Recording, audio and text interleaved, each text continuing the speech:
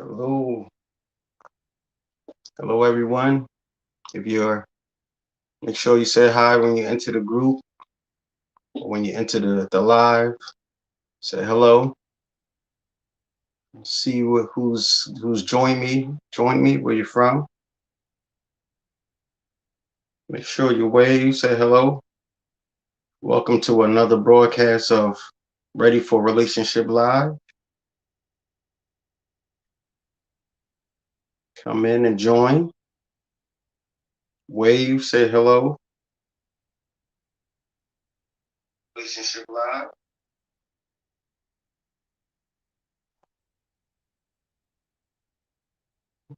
Send a comment so I can make sure I can see your comment through the feed. If you can hear me, if you can see me, make sure you let me know. And I want to make sure I see your comments also. Hope everybody's having a great Sunday, having a good day. Hope you enjoyed your weekend and probably getting ready for the holiday, getting ready for your Thanksgiving, getting all your grocery shopping done, throwing out the turkey, chucking some peas.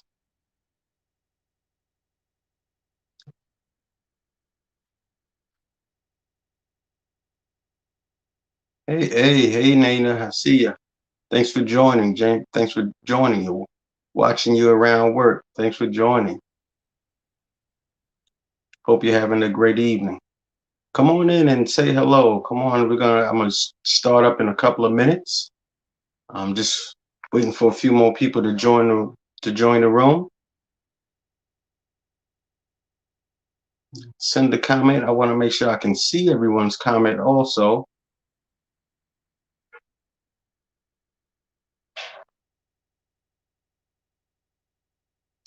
Just in case I have to make any type of adjustments. Let me see.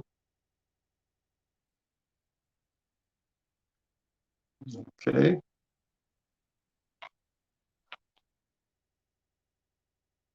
Okay. All right. See my brother Maurice join. How you doing, bruh? Hope your Sunday is going good. We're gonna start about maybe like the 5-minute mark. Gonna wait for a few more people to come in. Come on in and announce yourself. Say hello. Let me know who's joined. You know, I always like this to be interactive. I even like my guests to talk to each other, to meet each other. You know, I'm trying to build this network, trying to build this families so we can have a place to go and discuss these type of topics. Tonight's topic is about good grief, practicing good grief. Healthy ways of grieving unhealthy relationships. So as soon as a few more people come in, I see my brother Marquis is in, man.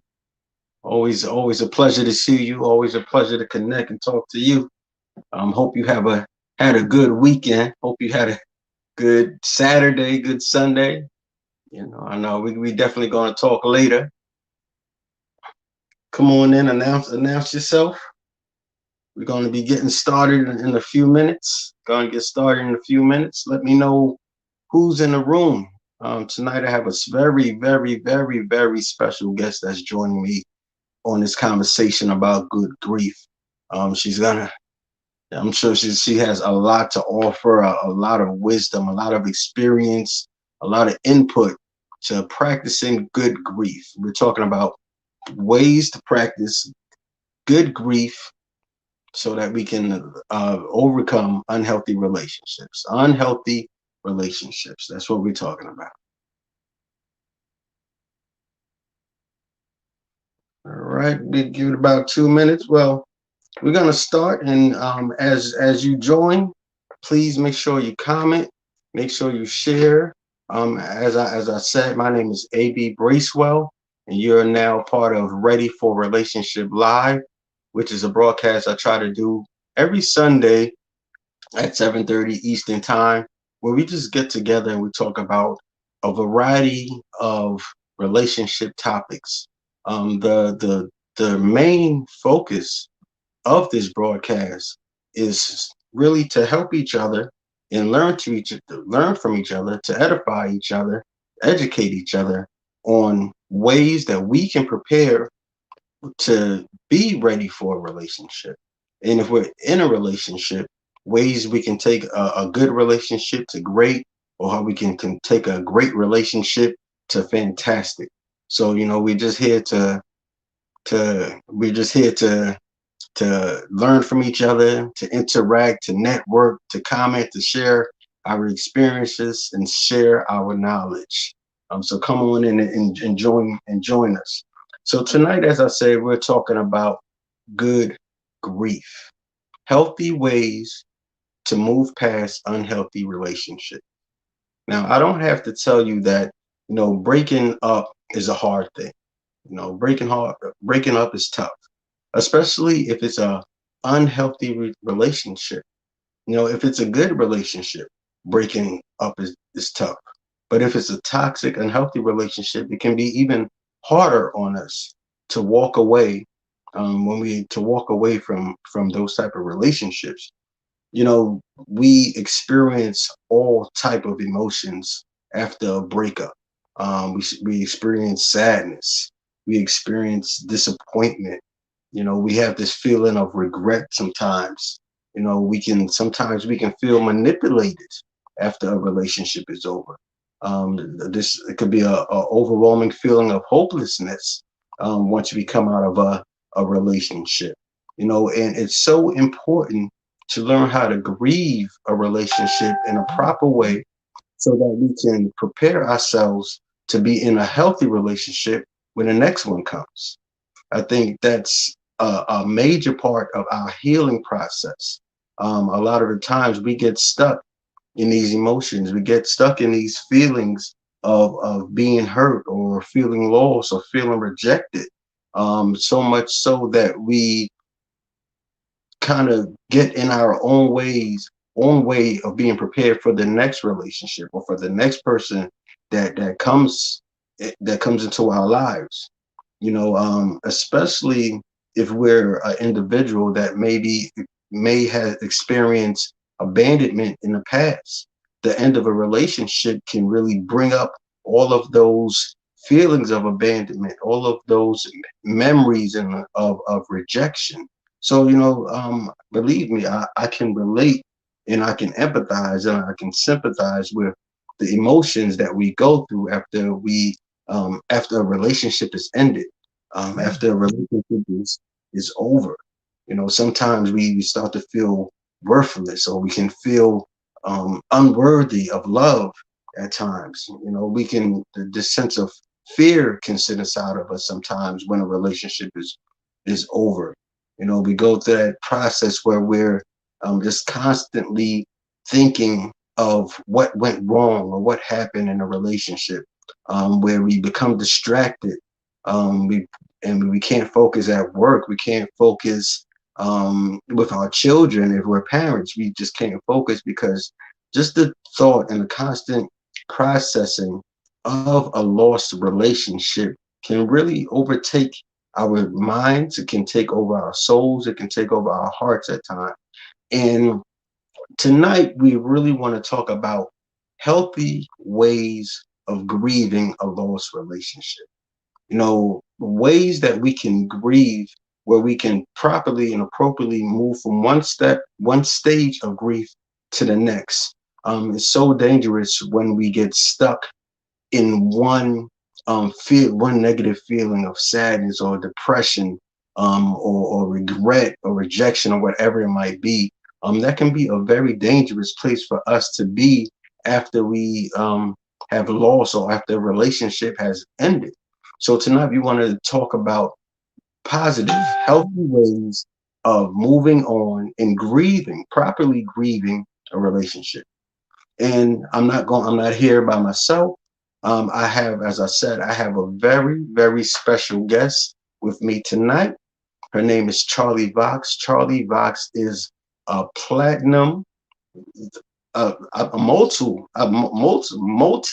platinum songwriter and singer. She has penned songs for people like the likes of Rihanna.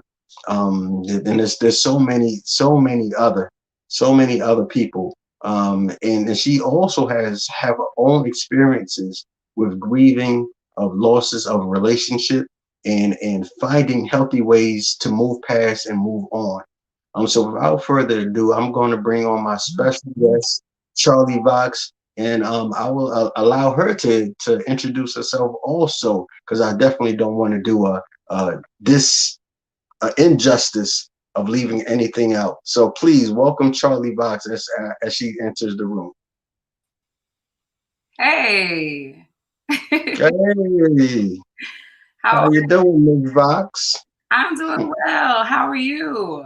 I'm great. I'm great. I'm so happy to have you. It's a privilege and an honor to have you as a guest tonight.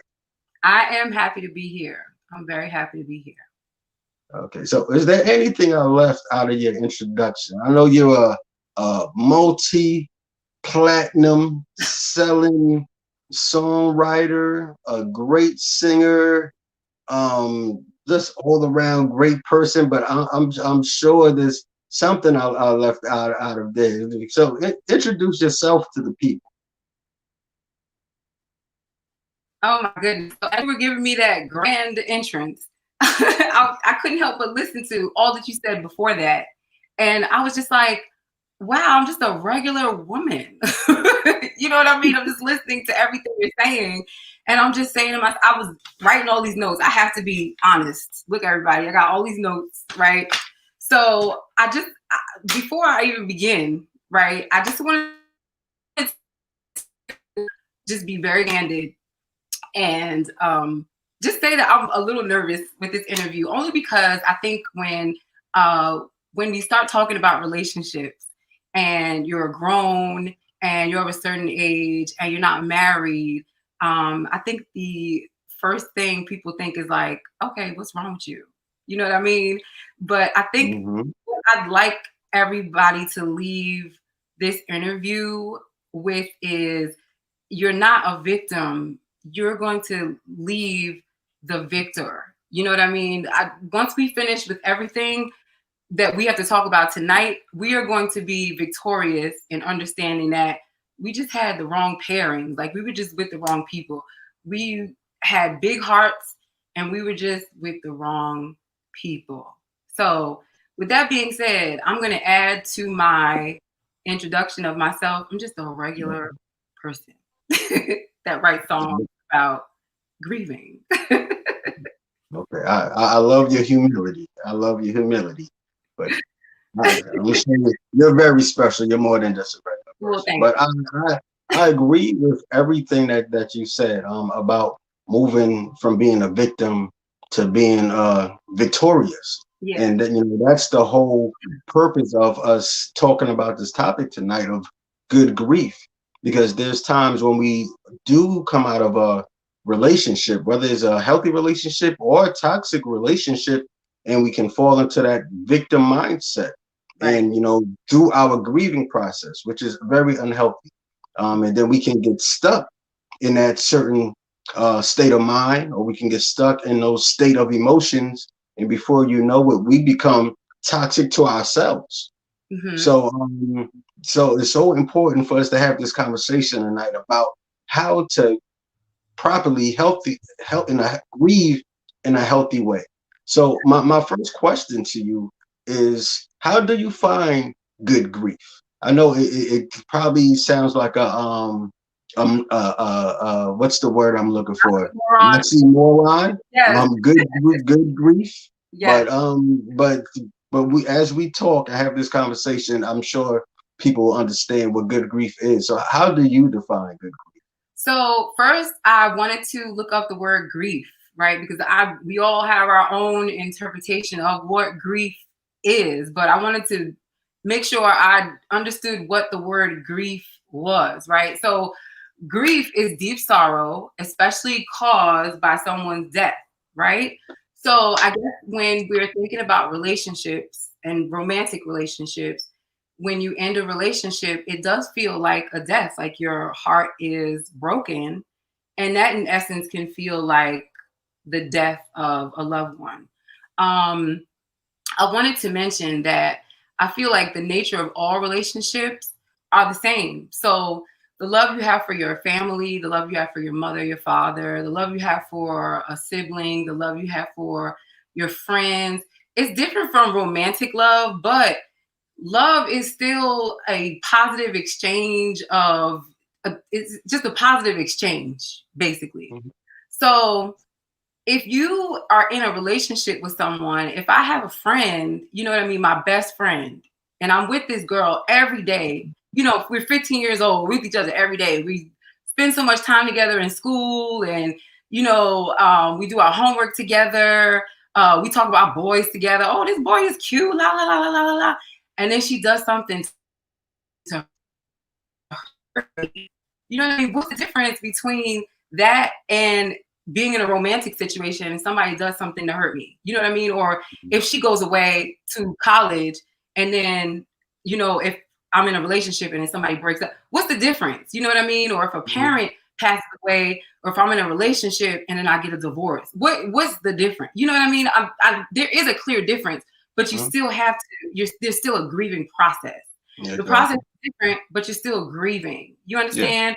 So you Uh-huh. just have to understand that there is a process that you have to go through. There's going to be a myriad of emotions, and you have to allow yourself to feel. You have to allow yourself to go through whatever that process is going to be, whatever specific process that is for you. You have to deal with your own personal process, and don't sweep those feelings under the rug, because they will manifest in some type of way in the next relationship if you don't deal with them at that time. Yeah. And that's definitely, I know we're going to talk more about that, but that's definitely some of the unhealthy ways we Yeah. grieve.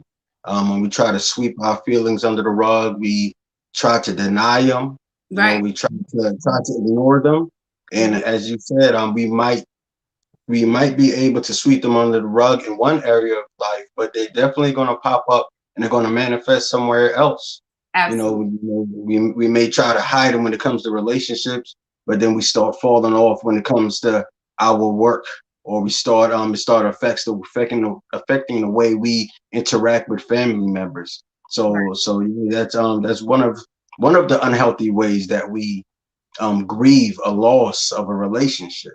So, Right. with that being said, why is it so important for us to learn how to practice good grief? Why is that so important to us? I think there are a few reasons why we should practice good grief. Definitely because you don't want to, like I said, you don't want to carry baggage into the next relationship. That's very important. I immediately think of like Erica Badu, Bag Lady, like, you know what I mean? You got the book bag lady and the grocery Okay. bag lady, you know what I mean? Just let it go. Mhm. You know what I mean? And I mean, I'm saying let it go in a very frivolous way, but you just, Mhm. you don't want to hold on to all that pain. I see the sister just saying you don't want to repeat the pain. Exactly. You don't want to keep repeating that pain, and you'll find it in something that somebody else is doing. You'll find it somewhere. You know what I mean? So you want to find the a way to release whatever baggage you have before you decide to move into the next situation, because it's always going to follow you. And that goes for any type of family issues that you have too before you move into a romantic relationship, because there are plenty of women that have issues with their fathers, and then they move into relationships with men. They carry those same relationships with their fathers into relationships with men, even relationships with their mothers. They'll carry relationships with their moms into relationships in their marriage, and they'll still have relationship issues in their marriage or in other type of relationships with their Yeah. girlfriends. You know what I mean? They can't have successful relationships with other women. Like I hear plenty of women say, I don't get along with other women. Why? You're a woman. You're a woman. Why can't you get along Mhm. with other women? What's wrong with you? You know what I Mm. mean? Somewhere along the way, some woman didn't teach her the right way to get along with other women. That's a problem. You know what I mean? Also, you'll find yourself stuck in the healing process. You know what I mean? If you don't practice good grief, you'll just be stuck. you'll just find yourself stuck. And you don't even know why you're stuck. You'll just be like feet in mud, and that's unfortunate. Mhm. And there's so many people that are so confused and so stuck and they don't know why. And they're searching. They're just looking and they don't know what they're looking for. But because they haven't healed relationships that are, they're like blaring at them, like blatantly obvious. I haven't healed this relationship with my father, or I haven't healed Mhm. this relationship with my mother, or I have an issue with my baby's moms, or whatever, or my son. I don't see my son on at all. I haven't seen him since he was 3. That's a Yeah. problem. You know what I mean? You gotta heal. People don't realize that. People don't Yeah. realize And what you one thing you said that just really stuck out and so important about how we transfer those hurt feelings, that pain, that disappointment from one relationship to the next when we don't heal. And why it's so important for us to find healthy ways of healing, that. because we do exactly that. Yeah, We get stuck in a certain emotional state, and we don't stop dating, we don't stop being in relationships, but exactly. we never, and we also don't stop to heal. Exactly. Or we heal in unhealthy ways, Hmm. and that's when that cycle starts, and then you feel like you'll never find somebody good, or you'll never be in a good relationship, because you never took out the time to heal in a healthy way, and you Never. took those bad habits from one relationship to the next, and it's on repeat. I Right. see Cindy Harris says, so true. We have to deal with feelings about everything. We have to deal with feelings. Totally agree. Smiley says, this is a great topic. I personally learned that the old me had to die in order for me to heal from the breakup, in order to grow into a healthier new self, be ready emotionally, and to welcome a new. Yes. Exactly. Yeah, the old. Can I say something? So I know I feel like it's too early to be jumping in there. Can I say something? No, go ahead. Go ahead. So yesterday I saw a clip on Instagram where Will Smith had a reunion for the Fresh Prince. Did you see this Hmm. before the Fresh Prince of Bel-Air? Yeah, I saw it. I And saw it. I just said to myself, yeah, so I didn't see the episode. I didn't see the thing on Netflix for Fresh Prince of Bel-Air. But I said to myself, Will Smith and Jada Pinkett Smith are two of the most brave people this Hmm. year when it comes to putting all their business out there, number one, and just healing when it comes to healing. Because first of all, Jada with the red table talk, okay, in the whole, August thing. I mean, she didn't even Hmm. have to do that. You know what I mean? But she did. And a lot of people clowned her, you know what I mean? But the sister got it off her chest, and that was their marriage. They talked about it. And whatever type of healing they got from that, they got from that. You know what I Uh-huh. mean? But it took a Yeah. lot of bravery for her to come to her husband and say, this is what I did. I'm so sorry. And it took a lot of bravery for him to sit there, you know what I mean, and to accept that from his wife. That was a lot. Yeah. You know what I Yeah. mean? That was a lot. I And agree, mhm, that's a part of the healing, the healthy healing we're talking about. Like, she didn't sweep it under the rug, or she didn't sweep it under the table. No pun yeah, intended. But she put it out in the open and talked about it. And right, that's something that a lot of us don't do when right. we run into some type of heartache or pain. We try to hide it, and we don't we don't talk to people about it. We don't let it. You don't put it on the table. So yeah, I Exactly. definitely And agree with then you. yesterday, Aunt Viv said to him, you really hurt me. And I Hmm. think that is the thing that he needed to hear. He needed to hear, you hurt my feelings. You really hurt me. You know what I Hmm. mean? And then he just apologized. He said, I'm sorry. And that's the thing that she needed to hear. That's Yeah, it. Just yeah. those 2 words. I'm sorry. That's it. And look, I'm sure both of them woke up the next day or just walked out of that studio feeling like, damn, that's all we needed to say to one another. All this time. That was like, what, 1990 what? You know what I mean? Yeah, That's all a we long had to say. time ago. Nobody liked that light-skinned Aunt Viv. Nobody liked her. You know what I'm saying? We like the Aunt Viv that could dance and do the little whatever she was doing, that episode, right? So we would have been happy with the Aunt Viv. We would have had her the whole time. If he would have Let's just see. sorry. That's it. One of the guests says, Shayna, she says, this is one reason it's important to be healed and whole. I need this and to be okay. And being to break it is hard to understand, but the cycle needs I can't read it. Maybe you need to retype that and then I could read it again. I'm trying my best to interpret it, but it's hard for me to understand. So my next question, it's actually a two-part question. What are some unhealthy ways people heal? I know we or try to, I should say heal. Some unhealthy ways people grieve. We touched on it a little bit, but let's go a little bit deeper into the conversation of some unhealthy ways that we grieve through a loss of a relationship. Well, definitely going back to not communicating and not apologizing or not sharing your feelings, just holding things inside. That's not healthy at all. You know what I mean? Just walking around feeling sad or, just holding on to whatever type of animosity you may be feeling and not expressing your feelings. That's definitely not helping your cause at all. Also, listening to other people when they say, you just get over it. You need to just get over it. Stop. Why are you feeling like this? Just don't you think you had enough of grieving? Isn't it time for you to get over this now? No, everybody deserves to have their own timeline, their own gauge on when it's time for them to be over a situation. Building boundaries and not building a fortress, basically.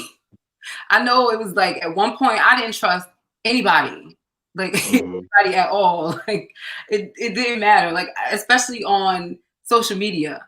You know what I mean? Like if people were, trying to talk to me, or like a lot of my business is done through social media. So if people were approaching me on social media, you know what I mean? At one point I was just like, I don't know the person, I don't talk to them. It just didn't feel safe. I didn't feel safe, because I just didn't know who to trust anymore. Yeah. Also, just placing blame where it doesn't belong, like instead of looking inward to say, what did I do in this situation that I could have maybe done differently? Or what can I do differently next time? You know what I mean? So I think those things are important. Once you do your own work, as Ilyana says, then you can move forward. You have to do your work and take your time, nobody else's time, your time to do your work. Then you're grieving properly. Yeah. Like I can speak from personal experience and pull back or pull in some things that I've done in the past when it comes to end of a broken relationship and how I tried to grieve or how I did grieve, which was unhealthy for me. Sometimes unhealthy for the person.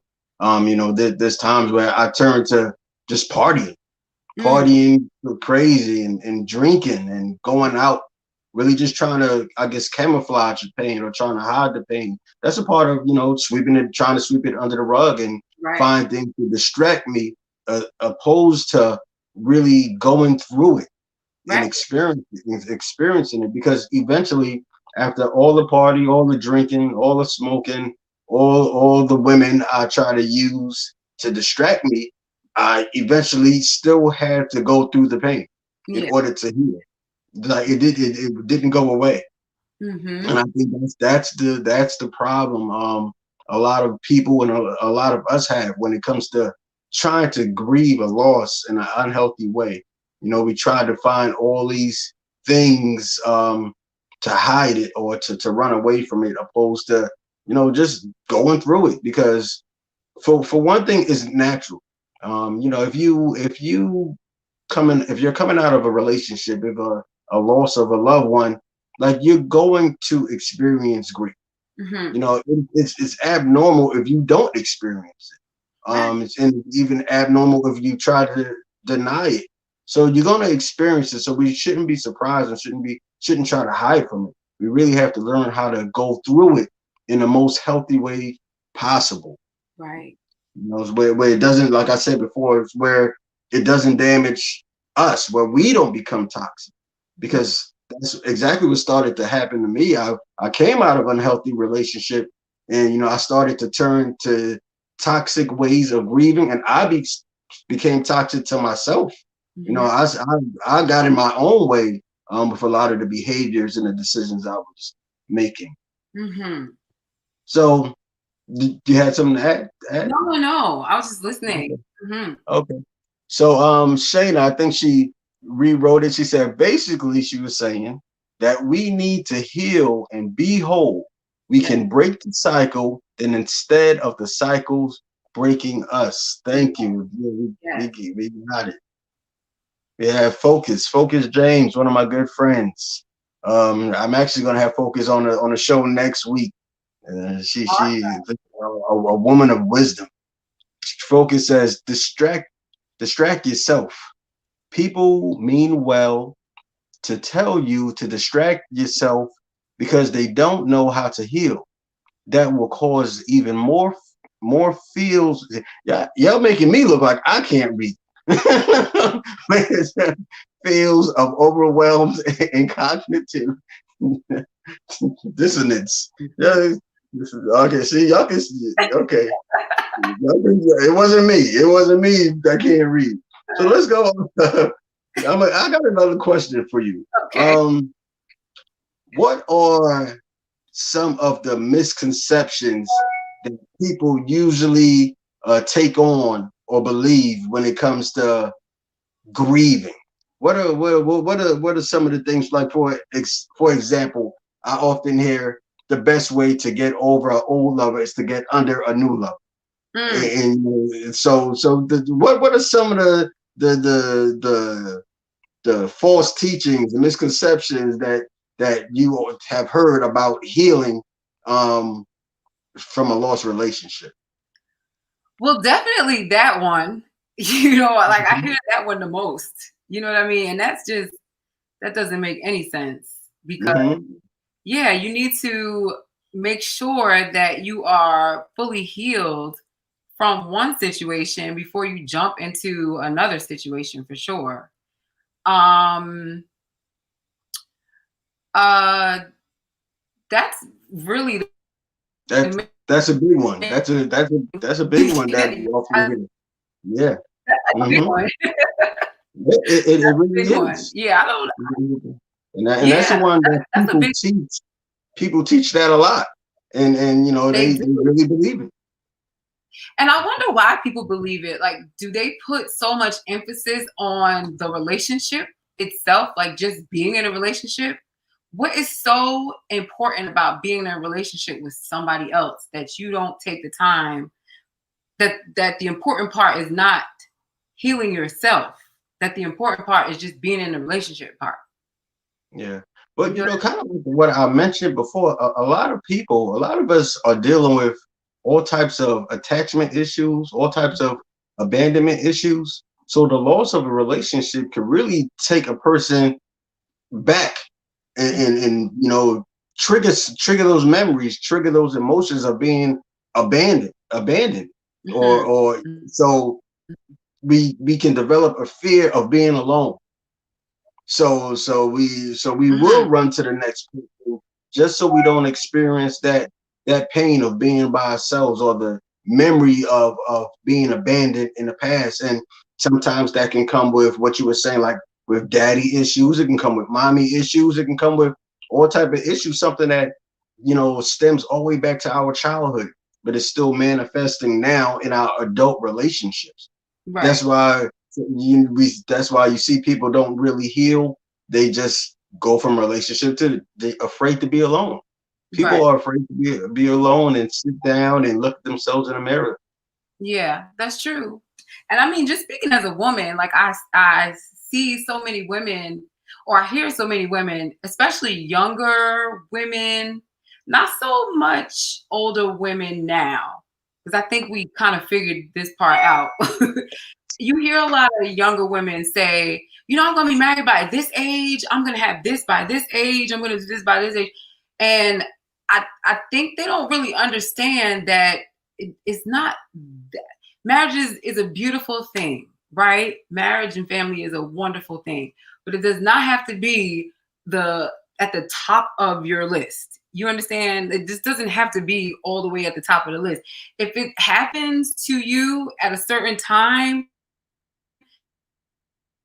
that's beautiful, but you don't have to force it. You understand? It's something that doesn't have to be forced. It's something that should come naturally. You should meet someone organically. It can happen. You know what I mean? But it doesn't have to be something that you have to rush into, baby girl. It doesn't have to happen like that. And it's definitely not something that you want to rush into, because you will find yourself in a situation where you're like, oh my God, I thought it was going to be something else, and it's this. And now I have a baby or babies, and I just escape because it's not my boyfriend. You know what I mean? I can't just run out the door, or, you know, I just can't drive away. You know, like, so marriage is a serious thing. So it's not something that you just want to rush into, you know. So I think grown women, you know, we look at it a little differently now. It's something that we'd like to do, but it's also something that we're a little more serious about, you know. So we're looking for candidates that are, you know, a little more ready. Yeah. Hey, ready for a relationship. Yeah, absolutely. Ready for a relationship. So we had a conversation, and we was talking about good grief, or just grief in general. And you made this really good analogy that I can't repeat. So I want to hear it from you, and I want you to share it with those that are watching. You made this analogy comparing grieving, or grieving from a loss of a relationship, and healing from injury. Do you remember the conversation? I do, yes. Okay, so explain what you were saying in that conversation and in that comparison you was making. I actually kind of got it from you when you were talking about your injury, your basketball injury from when you were younger. And I just kind of played off of that. Okay. So when you are, just imagine you get hurt, you break your leg or break your arm, and you have to be casted, you know. So you have this, let's just say you have a really bad fracture, and your bone is like coming through your skin or something like that, right? So you have this fracture, and you go to the hospital, they patch you all back up, and you have this cast on, right? So you have a certain amount of time that you have to wear this cast. So you don't want to take the cast off too early, because then you're not fully healed, right? So your friends, they're drawing all on your cast, or, you know, whatever, and you have this cast, and you're looking down at your cast every day, and you're like, yup, I'm sitting down, I can't walk, but I'm looking at my cast. I'm sitting here chilling, I can't walk, but I'm, you know, nursing this broken leg or broken arm. I'm just looking at it, and, you know, everybody's coming by and they're helping me take care of my leg or my arm, and now it's starting to itch a little bit, but I still can't take it off. You know, I'm still here with this cast on. I know it's almost ready. It's almost time to take it off. But then if you let it sit there too long, you'll have just a mess underneath. It'll just start, you know, maybe you'll get a skin fungus. You know, it's just on there too long. So you smelling. Exactly, start smelling. You can't let the cast stay on there too long. So when it comes to healing, you don't want to take your cast off too early, and you don't want to take your cast off too late. Because Yeah. if you take it off, if you take your healing journey, if you make it too short, you might not have healed enough. If you make your healing journey a little too long, then you're festering in it. You might be a little too bitter. You know what I mean? So your journey just has to be just right. It has to be just right. And it's tailor made to you. When you take that cast off and you see, okay, it looks like it's healed up. Now you have to work it. Now you have to rehab it a little bit. You have to say, okay, can I write or can I walk? Is it okay for me to move it around? Is it safe for me to use?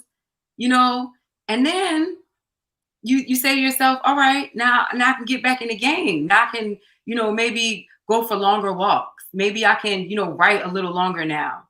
But then when you look down at your arm, you can see a scar. A scar is going to still be there. Your scar is still going to be there. That scar will remind you of whatever the relationship was, whatever that relationship was that you have been through, whatever that journey was. You'll look down, you can forgive, but you won't forget because the scar will still be there. You understand? The scar will be the reminder of what you've been through. So you'll forget, you'll forgive whatever it was, but you won't be able to forget because your scar will be the reminder of you'll remember the cast, remember the time you sat down, all the little, the signatures that your friends wrote all on your cast, and you'll remember the process. You'll remember the process.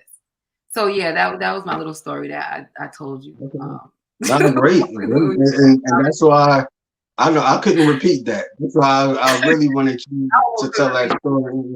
It was a great, yeah, it was a great analogy of just healing in general. Yeah, it And takes time. Journey. yeah, it definitely does. It Yeah. definitely does take some time. So with that cast, when we have that cast on, Yeah. let's talk about some practical things that people can do to help them heal in a healthy way. Yeah. Now, as I said, for me, I've been in situations where I've lost relationships and I had to put that cast on.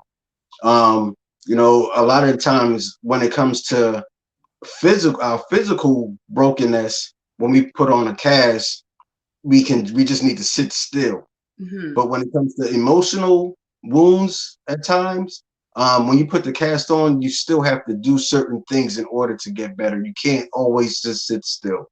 Now, as for me, when I went through those emotional wounds, I found like exercise was a great way for me to work through some of those pains, because it was really a time I can isolate myself and I could think of the part that I played in this relationship, the part that was played on me, and I could really process that stuff. So exercise was a good way for me to grieve, but in a healthy way. It didn't affect me in a negative way. It actually made me stronger. It put me in good health.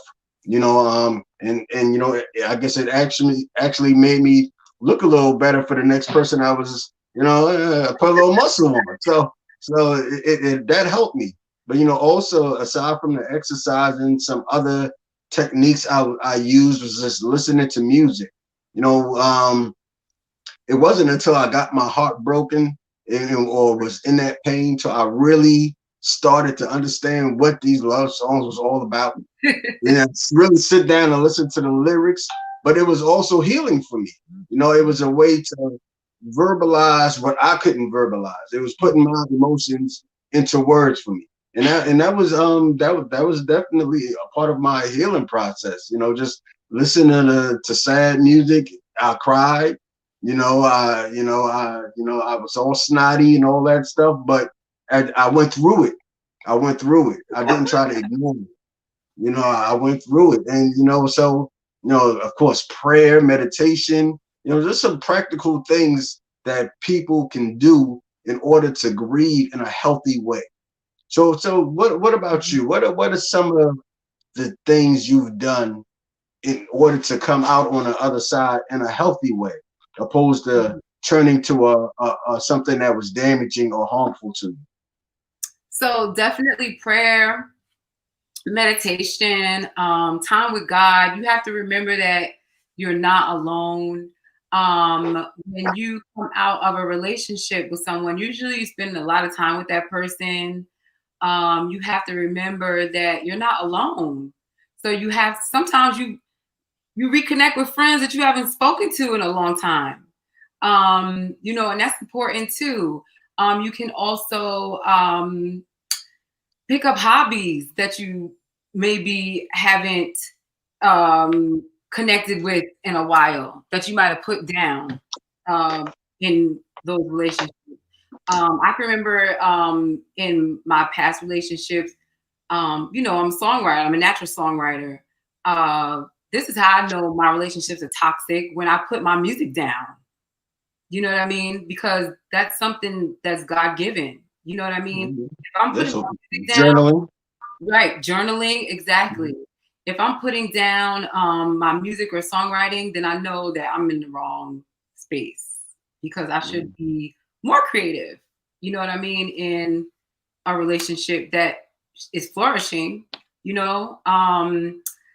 enjoying a quiet time. I said that, definitely communicating with others and your friends. You don't want to clam up. You know what I mean? Clamming up and quiet time are two different things.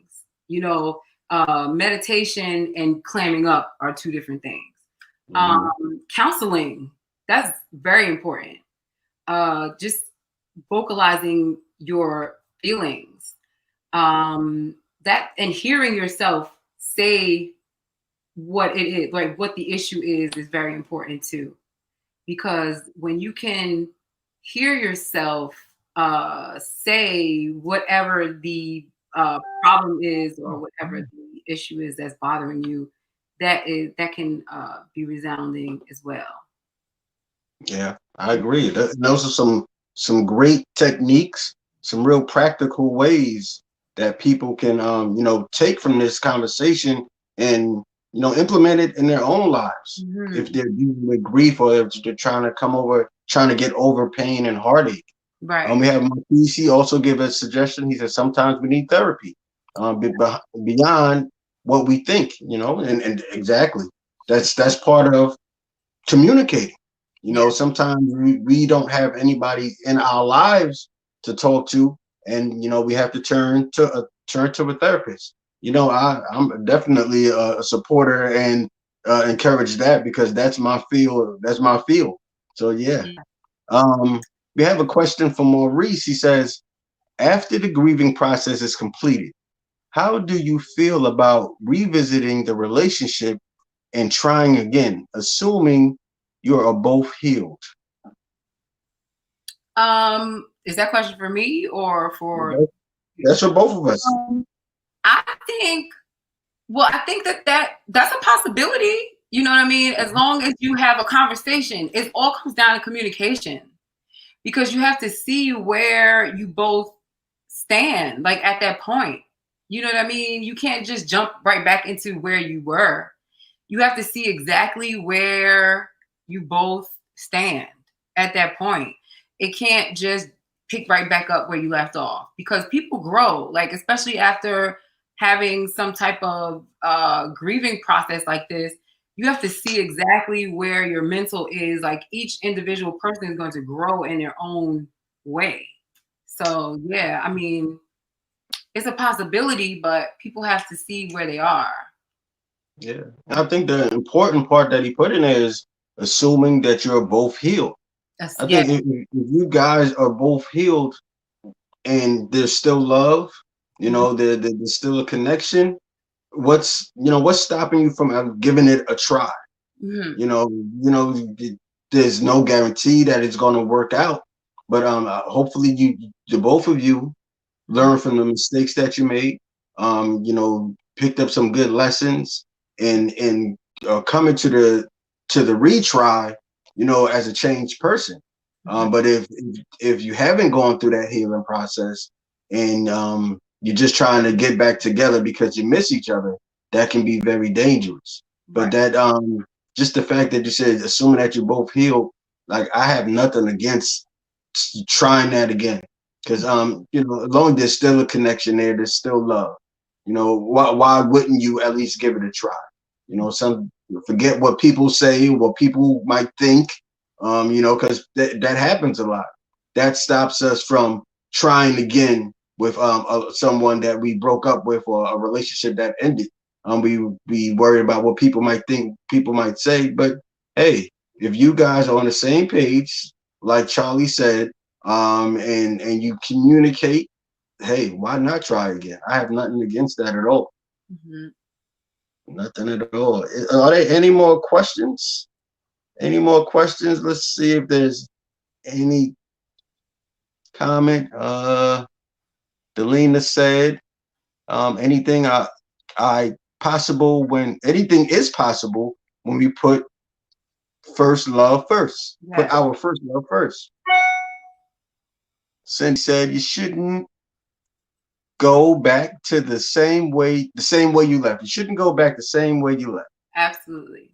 I'm getting good at this interpretation. All right, so mm-hmm. so we're almost drawing close to the end. So in the psychology world, there is something called the stages of grief. Mm-hmm. You know, this could be 5 stages, some say 7 stages. And I just really wanted to talk about those 5 stages of grief and what happens to us and how to move through those stages in a healthy way so that we can get to the end of those five stages and we're healed. We've put all the baggage to the side, or you know, at least we put enough of it to the side where we're not toxic to ourselves or toxic to someone else that's going to come into our lives, and we really are ready for a relationship. Mm-hmm. So the first stage of the stage of grief is denial. Denial. So that's really basically when a relationship is ended. And let me just premise this by saying these stages were actually designed to go with loss as far as death, right? But it can also apply to different losses in our lives as far as a relationship and heartaches and stuff like that. Mm-hmm. We go through it's been studied that we kind of go through the same type of grieving process, even if it's different types of loss. So the first stage is denial, when we we kind of don't accept what has happened. You know, we want the relationship back. We don't believe that the person actually left or the relationship is over. You know, we're just really in denial. Kind of like we were saying before, you kind of sweep things under the rug or try to sweep the fact that the relationship is over under the rug, and you just can't accept it. Anything you want to say about that point, that denial stage of grieving? No, that part can be real. Like that part is real. Especially if you've been like ghosted, that can happen. Yeah, that part is real. So I mean, yeah. I totally agree with all of these 5 stages. I know we're going to go through them. And just like the definition of grief, yeah, it feels like a death. So yeah, I totally agree. It's a process, and denial, you feel that way in the beginning. Yeah. And then it says you move from that denial stage, you move into the anger stage. And, you know, your emotions change where you're no longer denying that it's over, but you're mad that it's over. Right. Or you start to think of how you was treated during a relationship. You start to form anger or maybe a hatred towards the person that broke your heart or caused you pain. So you move from disbelieving that it's over to now you know that it's over, and now I'm mad at this person for what they did to me. I'm mad that they left me. I'm mad that they manipulated me. I'm mad that they cheated on me. Whatever the situation might be. It just that's the second stage of grief according to this process. Yeah. And then, I mean, I I definitely have felt all of these. The funny thing is, we're going through these, and I'm thinking about like our 44th president right now because I feel like he's going through all of these right now. yeah, grieving process. He definitely was in denial. He definitely was in denial. Exactly. So and he's moving to that anger because he's firing everybody. Just exactly.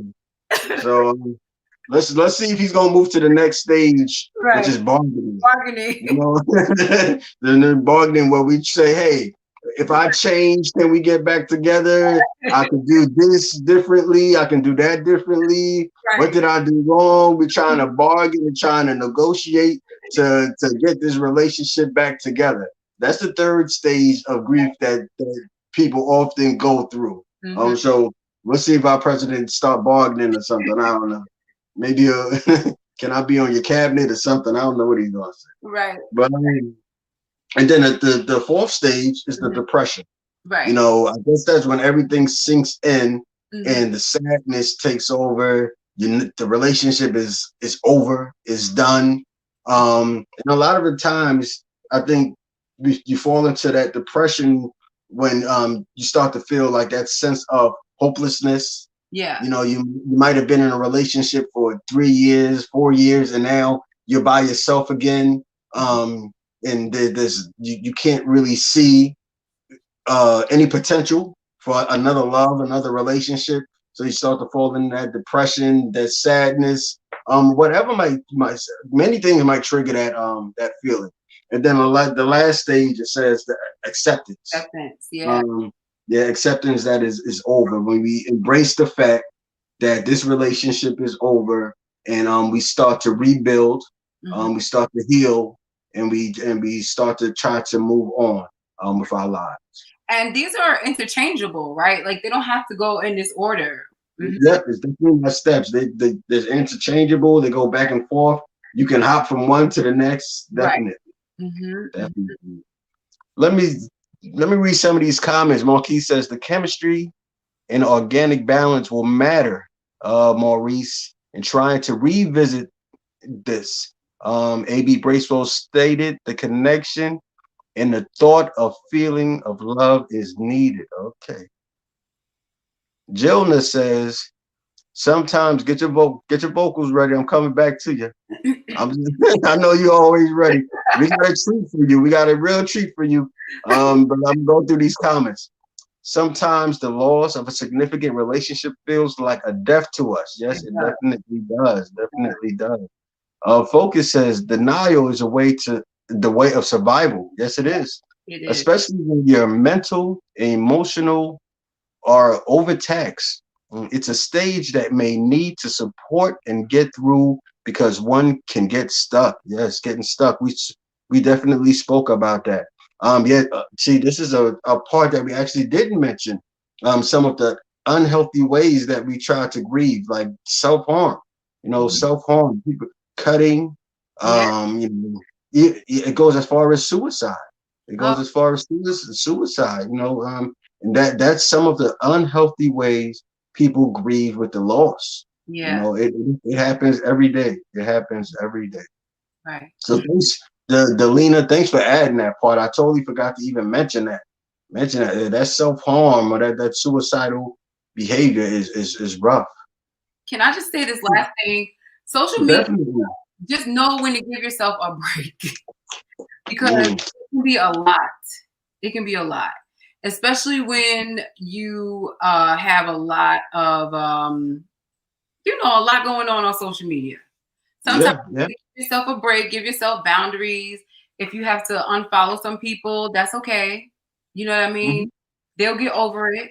You know what I mean? You can still be friends with people in real life and not on social media. That's okay. That's okay. It's all for your benefit and your healing. That's fine.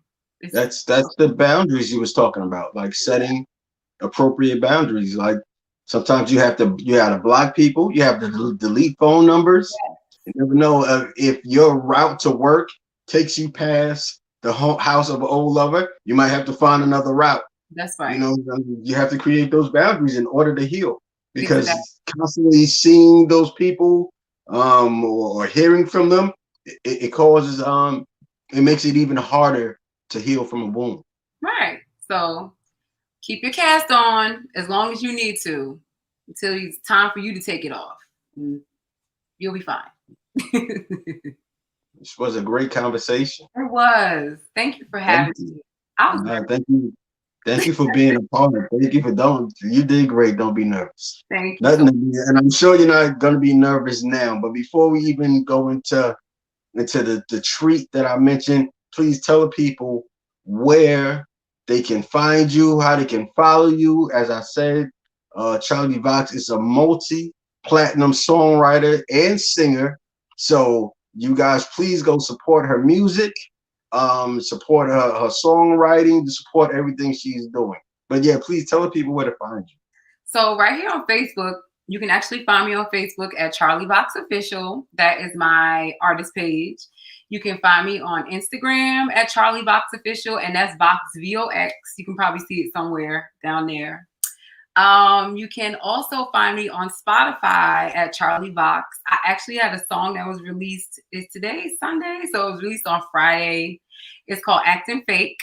And it is by Sid, who is a Grammy Award-winning dance artist. And the song is featuring myself and my good friend Sinaloo. So that is actually doing really, really well. So I'd love for you guys to hear it. It's a dance song. So it's really cool. I also have a song called Heal that's out right now, which I'm going to sing for you guys before we log off. And there's also some other songs there on Spotify. I have an EP that's coming out in January, which I'm very, very excited about.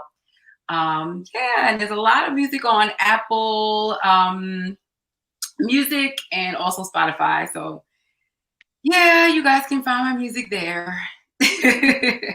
So can I do the introduction like I know how? Sure you can. Yep, go. So, ladies and gentlemen, boys and girls, so silly. For the first time on Ready for Relationship Live, we have the multi-platinum songwriter and singer singing one of her hit songs, one of my favorite songs. And I'm sure if you saw the flyer, you heard snippets, but tonight you're going to see it live. Introducing Charlie Vox singing her hit, Heal. Skydiving right now, free falling. No safety net hitting the wall, and tears pouring like heavy rain. Emptiness got me over the edge. Try to quiet all the noise around me. Heartache didn't make it easy. Forget about what we used to share. Wish I could say I didn't care. See, I need some time to heal. Get a hold of how I feel. If I want something that's real. Yeah, I need some time to heal.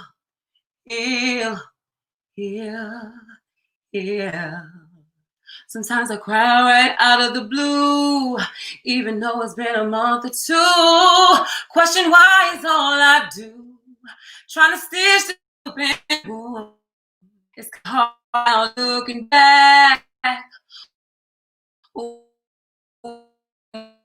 change the past. Your love's not really needing it. Now that I bleed.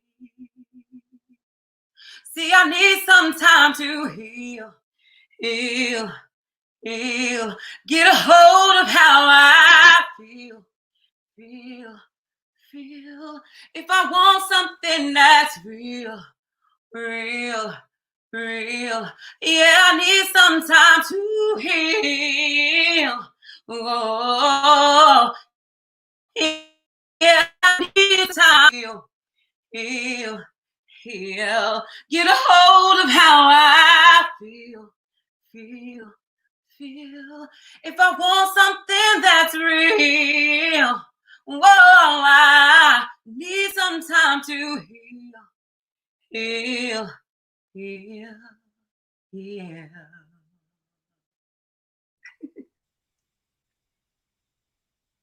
Thank you, guys.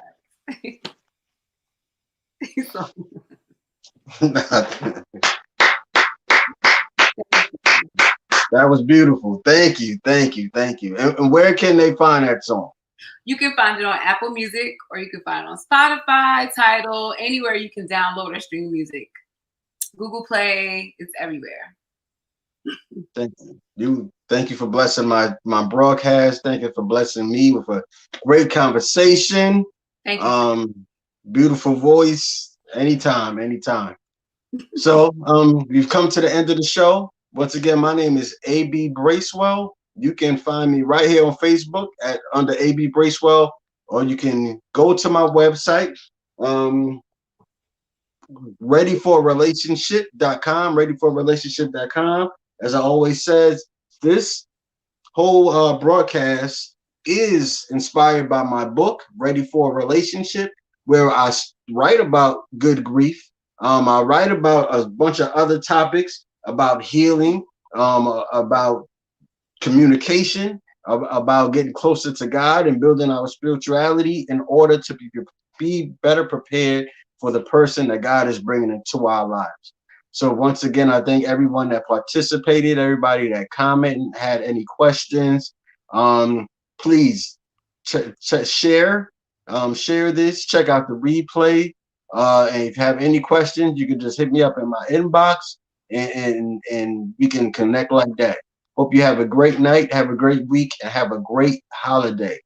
Good night. Good night.